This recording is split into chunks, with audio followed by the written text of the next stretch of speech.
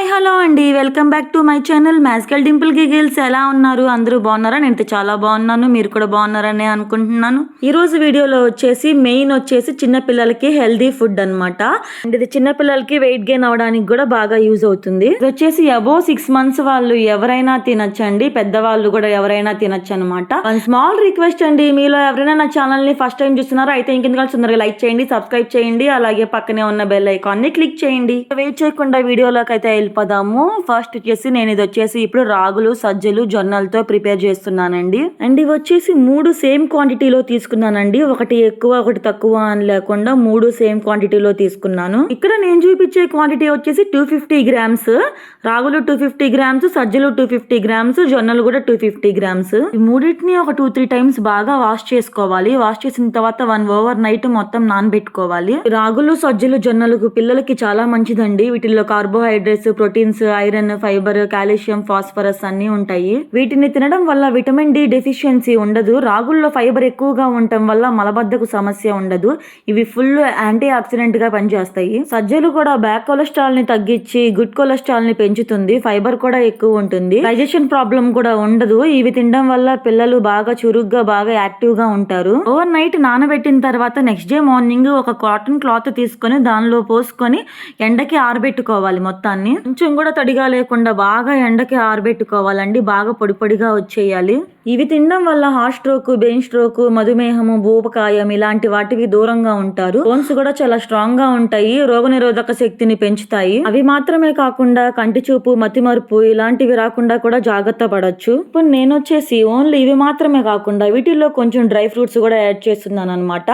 వాటి కోసం ఫస్ట్ వచ్చేసి 1 cup కాజునైతే తీసుకున్నాను. ఈ జీడిపప్పు చిన్నపిల్లలకి వెయిట్ గెయిన్ అవడానికి బాగా యూజ్ అవుతుంది. ఈ కాజులో ఐరన్, ప్రోటీన్, కాపర్ బాగా ఉంటాయి. అలాగే బ్లడ్ సెల్స్ పర్సంటేజ్ కూడా పెంచుతుంది. కాజులో ఉండే లూటిన్ అనే ఒక పదార్థం కంటి పొరను కూడా కాపాడుతుంది. ఒబేసిటీ కూడా తగ్గుతుంది. అలానే బోన్స్ కూడా స్ట్రాంగ్ గా ఉంటాయి. వీటిని కలర్ మారే వరకు బాగా వేయించుకోవాలి. వన్స్ కలర్ మారిన తర్వాత ఇక తీసేసి పక్కన పెట్టేసుకోండి. ఇవి వచ్చేసి డైలీ చిన్నపిల్లలకి 3-4 పప్పులు నానబెట్టి కూడా ఇవ్వచ్చు. పిల్లలకి చాలా మంచిది. బ్యాడ్ కొలెస్ట్రాల్ ఉంటుంది దీనిలో. అలాగే నెక్స్ట్ దీనిలో 1 cup బాదం పప్పును కూడా యాడ్ చేస్తున్నాను. ఈ బాదం పప్పులు డైలీ నానబెట్టుకొని తినడం వల్ల మన బాడీకి చాలా మంచిది. ఇవి డైలీ తినడం వల్ల డైజెషన్ ప్రాబ్లం కూడా ఉండదు. స్టమక్ కి బాగా యూజ్ అవుతుంది. అలాగే వీటిల్లో ఫైబర్, ప్రోటీన్, విటమిన్ ఇ ఉంటాయి. వీటిని తినడం వల్ల బ్లడ్ లో షుగర్ లెవెల్స్ ని కూడా తగ్గిస్తుంది. బాదం పప్పుని వేయించుకున్న తర్వాత తీసి పక్కన పెట్టేసేసుకోవాలి. నెక్స్ట్ వచ్చేసి దీనిలోకి 1 cup వేరుశెనగ పప్పుని యాడ్ చేశాను. ఈ వేరుశెనగ పప్పులు కూడా పిల్లలకు చాలా మంచిది. వీటిని డైలీ ఉడకబెట్టుకొని తింటే వీటిలో ప్రోటీన్స్ బాగా ఉంటాయి. అలాగే మన బ్రెయిన్ కూడా డల్ గా ఉండకుండా ఎప్పుడు యాక్టివ్ గా ఉంటుంది.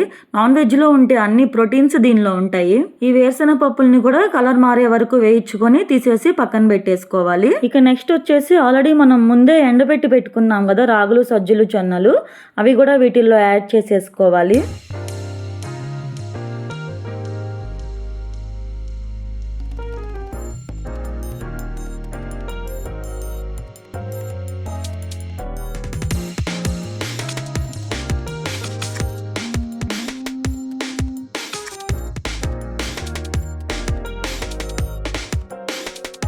నెక్స్ట్ వీటి మొత్తాన్ని బాగా ఒకసారి కలుపుకోవాలి. కలుపుకున్న తర్వాత కొద్దిసేపు పక్కన పెట్టుకోండి, చల్లారించుకోవాలి బాగా. ఇవి బాగా చల్లారిన తర్వాత మిక్సీకి పట్టుకోవాలి, లేకపోతే పిండి అనేది ముద్దలు ముద్దలుగా ఫామ్ అయిపోతుంది. ఇలా బాగా పొడి పొడిగా వచ్చేలాగా మిక్సీకి పట్టించుకోవాలి. మిక్సీకి పట్టిన ఈ పిండిని కూడా కొంచెం సేపు ఆరబెట్టుకోండి. డైరెక్ట్ గా అలా జార్లోకి పెట్టద్దు. చల్లారిన తర్వాత జార్లో స్టోర్ చేసుకోవచ్చు. ఈ పిండితో పెద్దవాళ్ళు రొట్టెల్లాగా చేసుకొని కూడా తినచ్చు. అలాగే రాగి జావ లాగా కూడా కాసుకొని తాగొచ్చు. ఇప్పుడు నేను బేబీస్ కోసం అయితే ఎలా ప్రిపేర్ చేసుకోవాలో చూపిస్తున్నాను. దానికోసం ముందుగా ఒక బౌల్ తీసుకోండి. దానిలో ఒక 2 spoons పిండిని వేసుకొని కొంచెం వాటర్ పోసుకొని బాగా కలుపుకోండి. ఎక్కడా పిండి పిండి లాగా ఉండకుండా బాగా మిక్స్ చేసుకోవాలి. బాగా మిక్స్ చేసుకున్న తర్వాత దానిలో ఇంకొంచెం వాటర్ యాడ్ చేశాను. యాడ్ చేసిన తర్వాత స్టవ్ వెలిగించుకొని సిమ్ లో పెట్టుకోవాలి. గంటకుండా మధ్య మధ్యలో కలుపుతూ ఉండండి. చిన్నపిల్లలకి డైజెషన్ ప్రాబ్లం లేకుండా నేను ఒక 10 minutes అలా బాయిల్ చేస్తాను. బాగా పిండి కొంచెం చిక్క పడుతుంది అని అనిపించినప్పుడు కొంచెం దానిలో గీ యాడ్ చేసుకోండి, నెయ్యి యాడ్ చేసుకోవాలి. నేనైతే చిన్న స్పూన్ తో ఒక 2 స్పూన్స్ అయితే నెయ్యిని యాడ్ చేశాను. నేను వచ్చేసి ఈ నెయ్యి బయట కొనలేదండి, ఇంట్లోనే ప్రిపేర్ చేసిన నెయ్యి. నెయ్యి వేసిన తర్వాత మొత్తాన్ని ఒకసారి కలుపుకోవాలి. ఇక నెక్స్ట్ వచ్చేసి సాల్ట్ యాడ్ చేసుకోవాలి. కావాలంటే సాల్ట్ ప్లేస్ లో షుగర్ గానీ హనీని గానీ యాడ్ చేసుకోవచ్చు. నేను ఫస్ట్ నుంచే మా బేబీకి సాల్టే అలవాటు చేశాను, సో అందుకని సాల్ట్ వేస్తున్నాను. ఇక నెక్స్ట్ వచ్చేసి దానిలోకి కొన్ని మిల్క్ కూడా యాడ్ చేశాను. ఈ మిల్క్ అనేది ఆప్షనల్ అండి, ఉంటే యాడ్ చేసుకోవచ్చు లేకపోతే లేదు. అంటే పాలు పోస్తే మంచిదన్నమాట. పాలు పోసిన తర్వాత మొత్తాన్ని ఒకసారి మిక్స్ చేసుకోవాలి. మిక్స్ చేసుకుంటూ దగ్గరే ఉండి మిక్స్ చేసుకుంటూ ఉండాలండి, లేకపోతే ఒక్కొక్కసారి అడుగంటేసి బాగా మాడిపోతుంది. ఇలా బాగా దగ్గర పడిన తర్వాత స్టవ్ ఆఫ్ చేసి చల్లార్చుకొని బేబీకి పెట్టడమే. ఇది వచ్చేసి 6 to 7 months బేబీ అయితే కొంచెం లూజ్ గా ఉంటేనే మంచిదండి. మా బాబు వచ్చేసి 10 months కాబట్టి నేను కొంచెం గట్టిగానే ప్రిపేర్ చేశాను.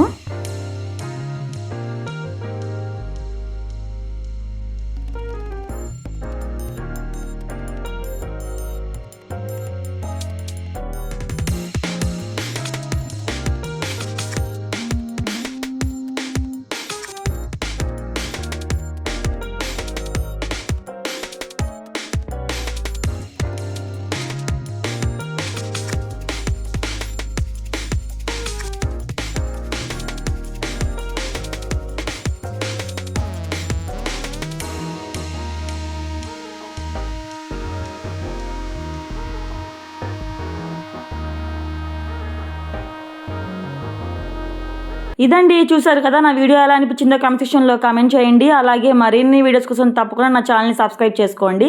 Thank you for watching. Love you all. Bye bye.